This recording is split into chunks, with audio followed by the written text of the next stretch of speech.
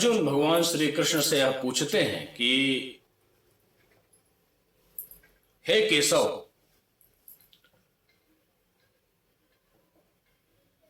पृथ्वी पर जो व्यक्ति ज्यादा धर्म, तप, जप और पूजा पाठ में लीन होता है, उसके जीवन में संघर्ष, कठिनाइयां, दुख और तकलीफ क्यों आते हैं?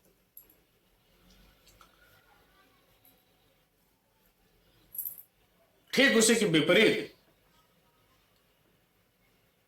धरती पर जो ज्यादा अधर्म के मार्ग पर है, उनके जीवन में हर प्रकार की सुख सुविधाएं, दौलत, शौहरत, ये सब प्राप्त होता है। ऐसा क्यों? भगवान श्री कृष्ण ने हंसते हुए बहुत ही सुंदर सा उत्तर दिया और एक कहानी के माध्यम से यह प्रमाणित किया कि इसके पीछे तात्पर्य क्या है। भगवान श्री कृष्ण ने कहा, हे अर्जुन, मैं तुमको एक कहानी सुनाता हूं, आप सब श्रोतागण भी ध्यान से सुने। भगवान श्री कृष्ण क्या कहानी सुना रहे हैं अर्जुन को? हुआ है कि एक गुरु के दो शिष्य थे और दोनों शिष्य गुरु से शिक्षा ले रहे थे और शिक्षा पूर्ण करने के बाद में अपने अपने जीवन में लग गए। दोनों की जीवन शैली बिल्कुल विपरीत थी। एक धर्म के मार्ग पर, एक पूजा पाठ, जप, तप, तपस्या, ईश्वर भक्ति के मार्ग में था और दूसरा अनैतिकता के मार्ग में था। एक प्रतिदिन मंदिर जाता, ईश्वर की सेवा करता, प्रार्थना करता, पूजा पाठ करता और धर्म करता, दान करता। दूसरा वैमनस्य करता, गलत कर्म करता, हर प्रकार की गलत विचार और नीतियों से सने हुए जीवन में विलीन था। और दोनों के जीवन के जो परिणाम थे बिल्कुल विपरीत थे। धर्म के मार्ग में चलने वाले शिष्य के जीवन में तरह तरह की समस्याएं पैदा होती रहती और फिर भी ईश्वर की सेवा में लगा रहता और जूझता रहता, ईश्वर से कभी कंप्लेन करता, ईश्वर से शिकायत करता, लेकिन अपने भक्ति मार्ग में लगा रहता। ठीक उसके विपरीत जो दूसरा शिष्य था, वह दूसरा शिष्य कभी मंदिर नहीं जाता था, मगर जीवन में अद्भुत तरह की सुख सुविधाएं उसे प्राप्त हो रही थी। एक दिन ऐसा हुआ कि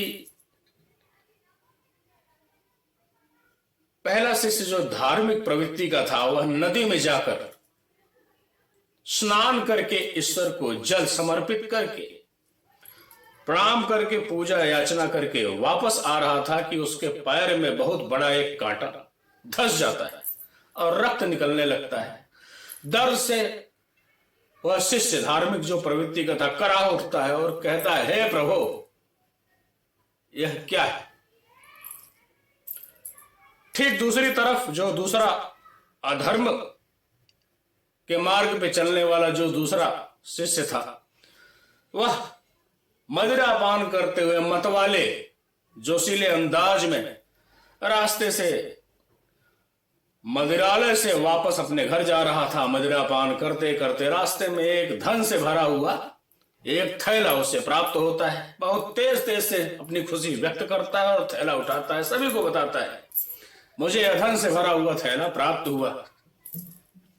और अपनी खुशी में झूमता हुआ अपने घर की तरफ जब चल पड़ता है तो रास्ते में जो पहला शिष्य था धार्मिक प्रवृत्ति का, वह दिख जाता है।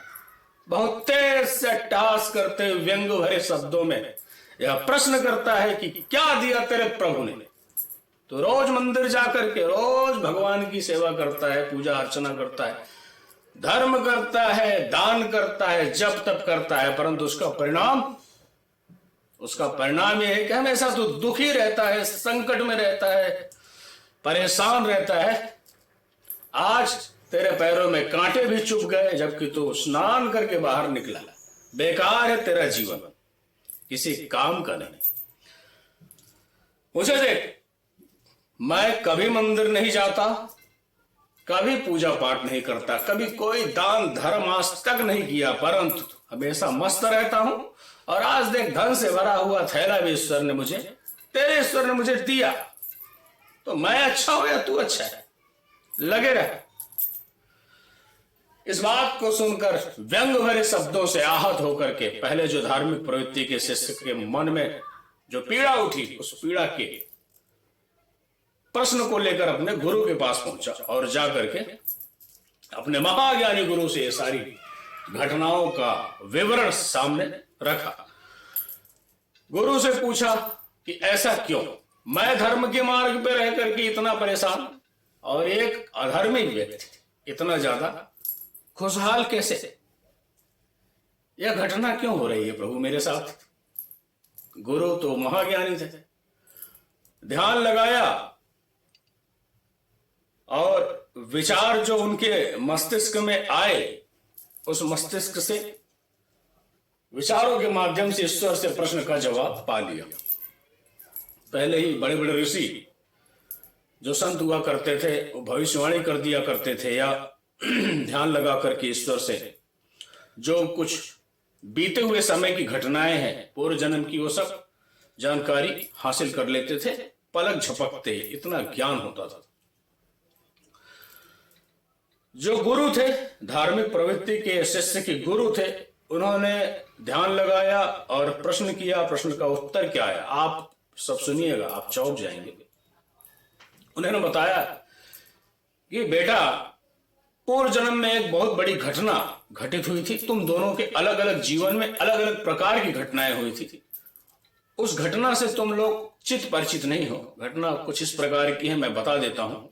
पिछले जन्म में तू महापापी था, सिर्फ अधर्म के कार्य में लिप्त था, कभी दान नहीं किया, धर्म नहीं किया, कभी तूने कभी कुछ अच्छा काम नहीं किया, कभी मंदिर नहीं गया, कभी प्रभु की सेवा नहीं करी।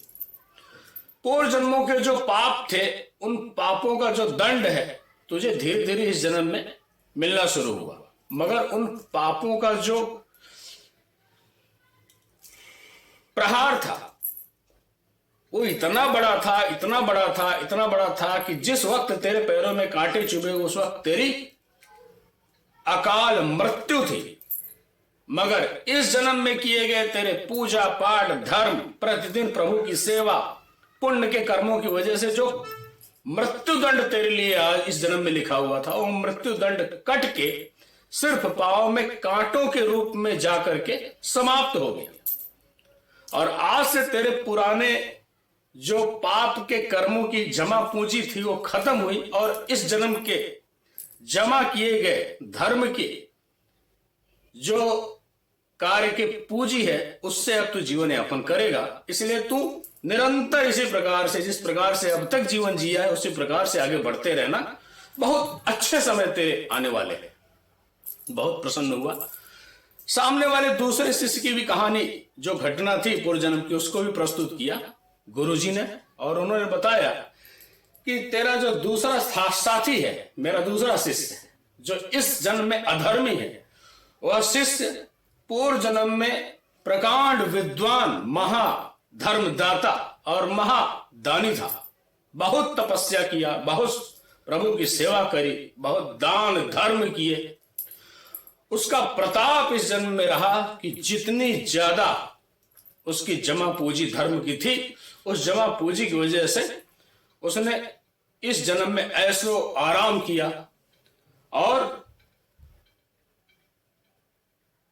जिस वक्त उसे थैले में भरा हुआ धन सड़क पर गिरा हुआ मिला, उस जन्म में वो असंख्य पति बनने वाला था, यानी असंख्य रुपयों का सम्राट बनने का योग था उसका इस जन्म में।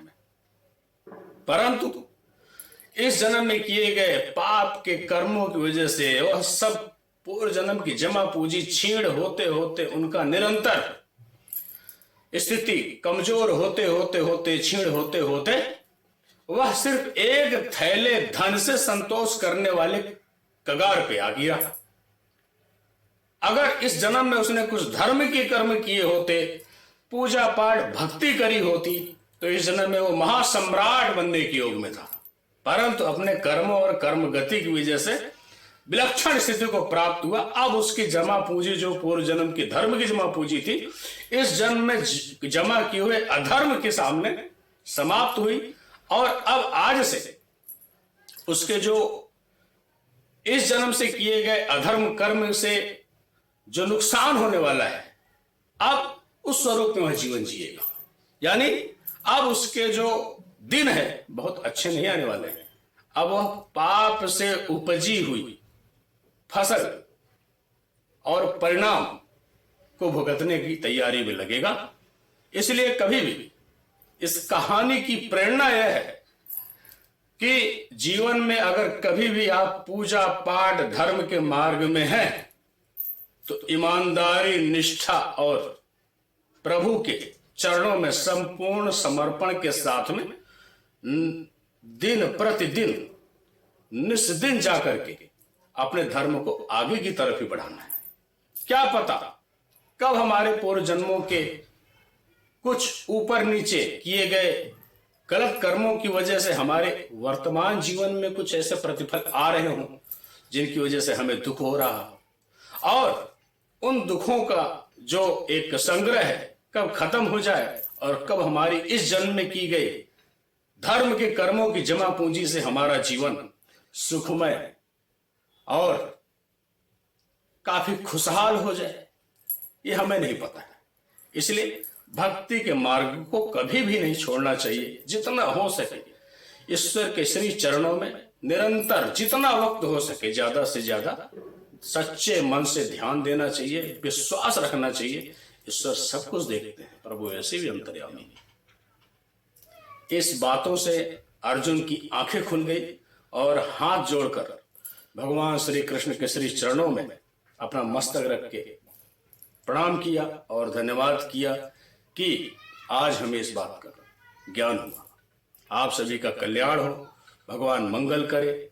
जय श्री महाकाल, हर हर महादेव।